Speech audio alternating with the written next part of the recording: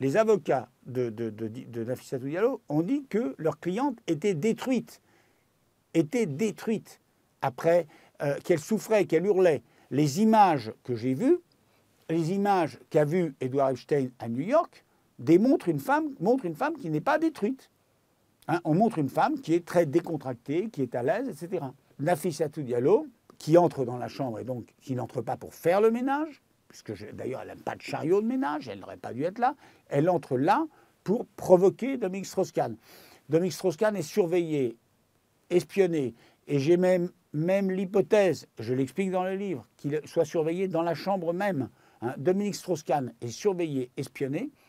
Elle entre au moment où il est dans la douche, et quand il sort de la douche, elle lui fait une proposition très suggestive, que je détaille dans le livre. Voilà, je ne vais pas vous raconter les détails, mais elle lui fait une proposition de fellation.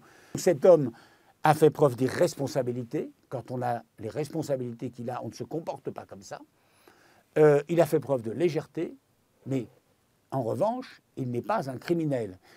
Ce que je raconte dans mon livre, c'est les conditions dans lesquelles il a été arrêté, il a été emprisonné, et d'une manière qui est plus que suspecte. J'ai des éléments qui incitent à penser qu'une fois Dominique Strauss-Kahn tombé dans le piège, on a tout fait, côté français, pour l'enfoncer.